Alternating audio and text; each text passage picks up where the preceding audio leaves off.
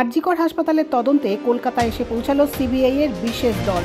7 জনের প্রতিনিধি দল আজ কলকাতায় এসে পৌঁছায়। সূত্রের খবর, এই দলের মধ্যে ফরেনসিক এক্সপার্ট এবং মেডিকেল অফিসার রয়েছেন।